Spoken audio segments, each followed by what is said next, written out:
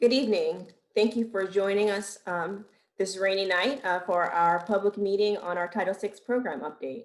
I'm Adrienne Torres, the Director of Planning and Scheduling, and I am joined here by Patricia Robinson. She is our Title VI officer. Sorry, one moment.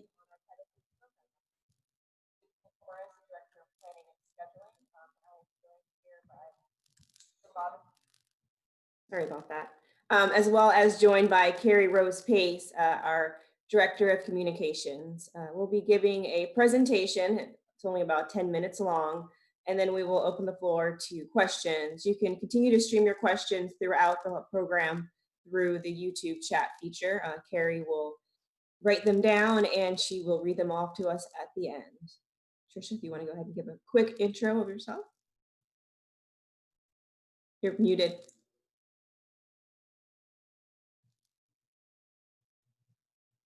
Tricia, you're muted on the phone. Sorry, everyone. Hi, I'm Tricia Robinson. I'm with GRTC, Title VI officer. Thank you for joining us today.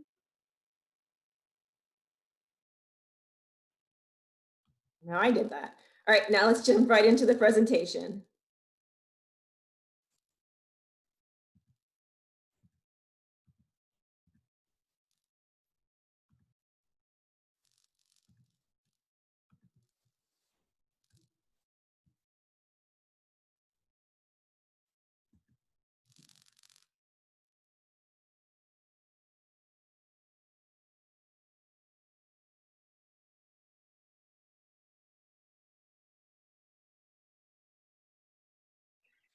Adrian, no sound. Did you start it with the sound?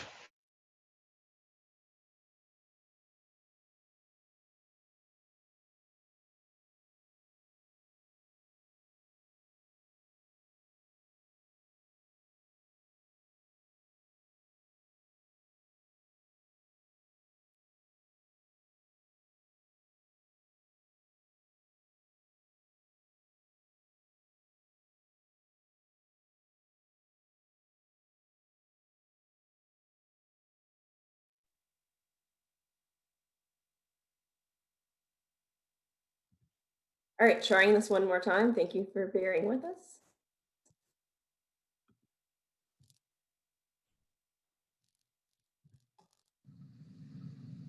Welcome to the Title VI Program Update public meeting. Let's begin. Today, we're going to be going over Title VI requirements, major service and fair change policies, disparate impact and disproportionate burden policies, limited English proficiency plan, the public comment process, and the next steps with GRTC's Title VI Program Update for 2020. Title VI comes from the Civil Rights Act of 1964, which prevents discrimination based on race, color, or national origin in any federally funded program. This applies to GRTC, where currently 12.5% of operating funds and 80% of capital are federal funds. The Federal Transit Administration, or FTA for short, provides requirements and guidelines for recipients to ensure they are compliant with Title VI. Amongst these requirements, GRTC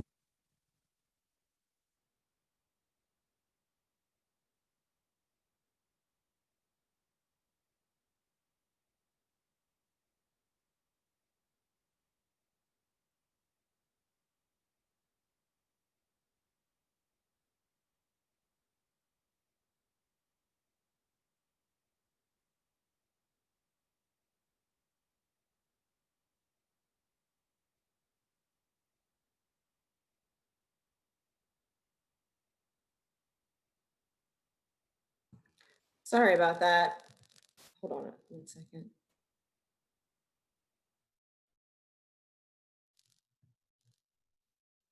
All right, sorry about that. We are trying to do a pre-recorded version, so bear with me one more time. I do apologize.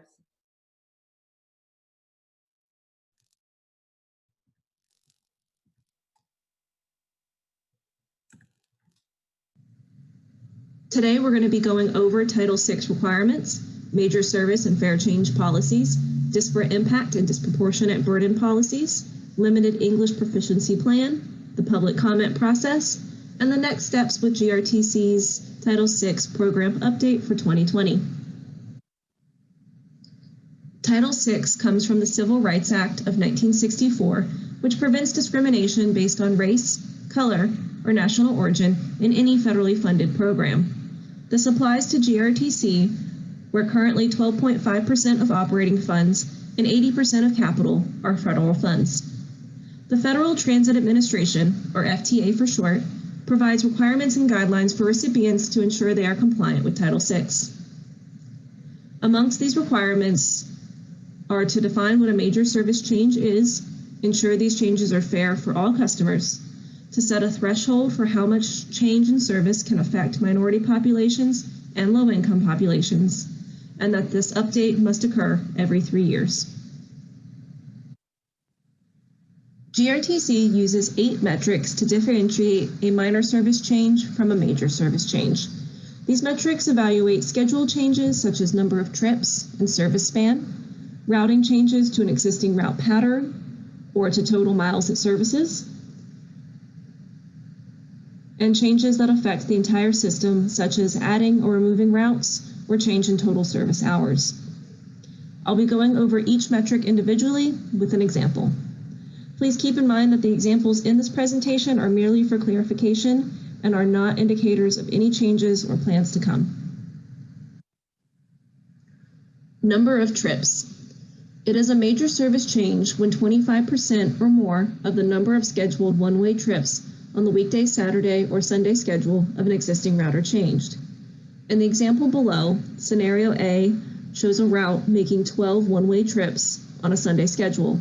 In scenario B, after the change occurs, that same route is now scheduled to make 6 one-way trips on Sunday. Decreasing the number of one-way trips from 12 to 6 on a Sunday schedule is a change of 50%. Since that exceeds the major service indicator of 25% or more, this would be considered a major change. Service span. It is a major service change when 25% or more of the number of hours on a weekday, Saturday, or Sunday schedule of an existing route are changed.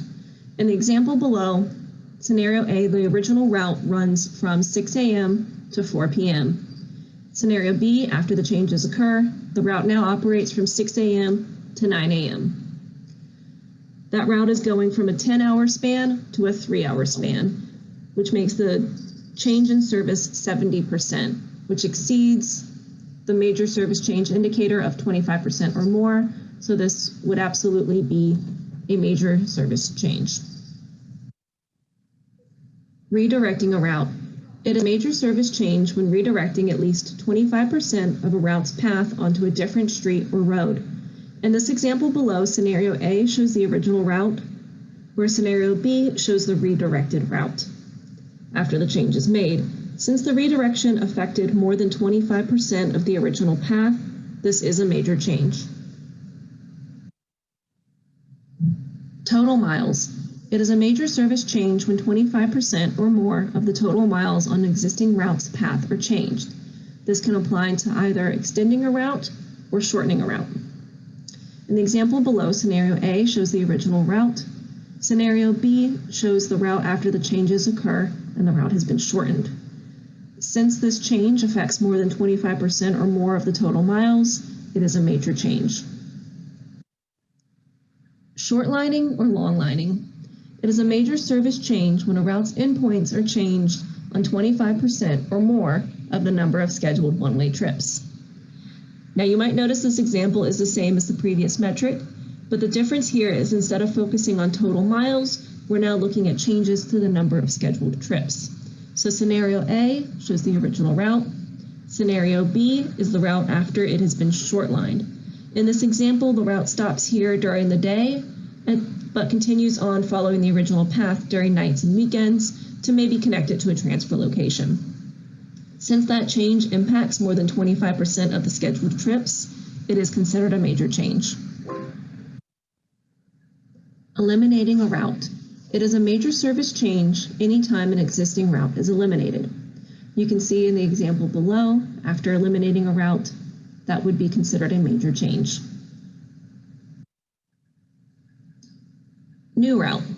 It is a major service change when a new route is added to the current system.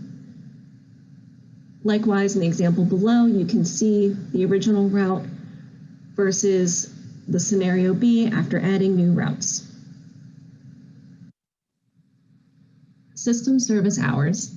It is a major service change when 10% or more of the total system service hours on a weekday, Saturday, or Sunday schedule are changed. Service hours are calculated by using the service span as well as number of trips. In the example below, scenario A has an average monthly service hours for the system of 35,000. Scenario B, after the change is made, the average monthly service hours for the system are 24,500. This is a 30% decrease. Since this change is more than the 10% metric above, this is considered a major change. Fare change. Any change in fare is considered a major change. Increase or decrease, it doesn't matter how small. So in the fare guide below, we can look in the green column, it says local route and pulse. A one ride is $1.50. If this were to change to $1.49 or $1.51, either way, it would be considered a major change. Service and fare equity policy.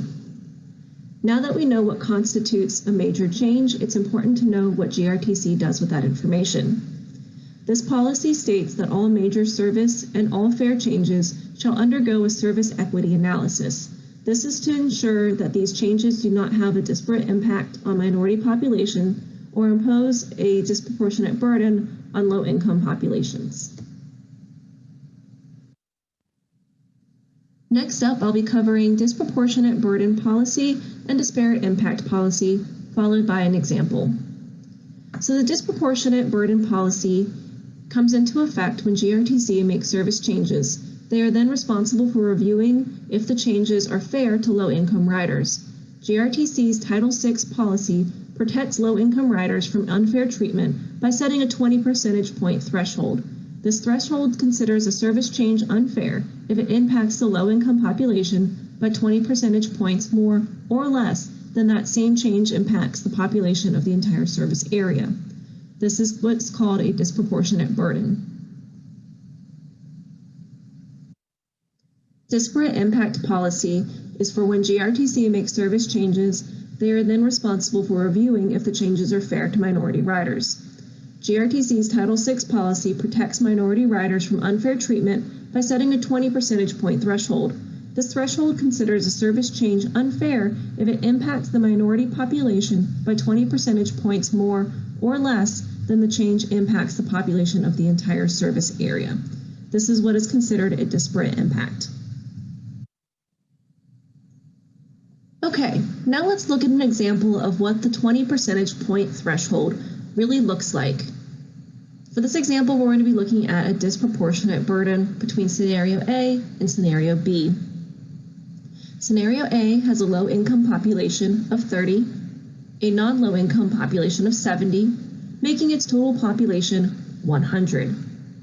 We then have a service increase, and we're now reaching a low-income population of 40, a non-low-income population of 90, making our total population in scenario B 130.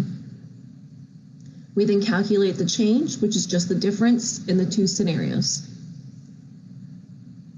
The change burden is the same change divided by the total change in population.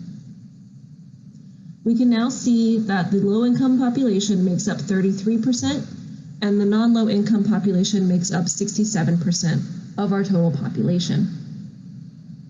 This is important because the goal of the 20 percentage point threshold is to make sure the population representation, as it applies to low-income, non-low-income, minority, non-minority, before the change is similar to the population representation after the service change occurs. Looking at the difference in representation before and after the change is how we determine if that change is fair for all riders. So let's look at the impact. We use the change burden on low-income population minus the average. which is 4%. 33% minus 29. And we can do the same to look at the impact on non-low income population. We use the change burden, 67%, minus the average, 71%, to get negative 4%. Because this 4% change is within the 20 percentage point threshold, it would not be considered a disproportionate burden. Let's go over limited English proficiency. The FTA advocates the use of safe harbor threshold to decide which languages meet the requirements for written translation of vital documents. This threshold is 1,000 LEP speakers, or 5% of the service area population. Spanish has been identified using the safe harbor threshold as LEP in GRTC's service area. Vital documents include how to travel guide, estimated bus arrival information, where to buy passes, and safety regulations. Access to these vital documents can be found at ridegrtc.com, About Us, Espanol, or using the Bus Tracker free app. GRTC's public comment process includes a combination of public meetings, virtual meetings, surveying at bus stops and transfer locations, and online surveys made available on ridegrtc.com and advertised on social media platforms. So the next steps for this Title VI program update includes reviewing all public comments in August, finalizing the policy in September, getting board approval in September, and submitting to the Federal Transit Administration in October. All right, let's move on to the question and answer segment. I will leave this screen up in case anyone would like more information on GRTC's Title VI program update that was done in 2017, information on how to reach GRTC's Title VI officer, or how to complete an online survey which outlines the policy update for 2020. I will also include these websites as links below.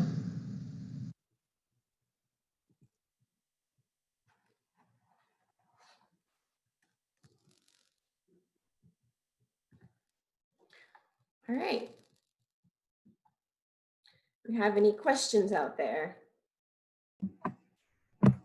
At this time, we did not receive any questions by email or through the chat feature during the meeting stream. But we'll leave it up for just another moment in case there are those still watching with us who have a question about what you saw in the presentation. We will be posting the presentation online on the same page where the public meeting notice was posted, which is on GRTC's website under the News and Updates section.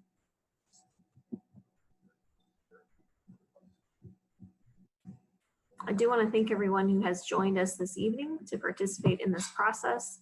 We have received more survey responses for this round of Title VI engagement than we had received in the previous two updates for our Title VI program. So we're really pleased with the public engagement. We were very fortunate to, before the shutdown with the pandemic, to have been able to gather a number of survey responses in person at bus stops. And to supplement that, because of the pandemic, we also enhanced our awareness about the surveys online by using Facebook and other social media means.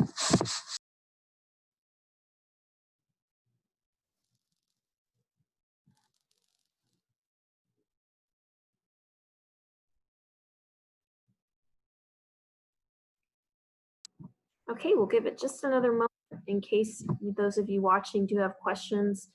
Those of us who are here today are from the Planning and Scheduling Department. They are the subject matter experts on this, so I do encourage, if you have a question about Title VI, now is a great opportunity to get a live answer from them.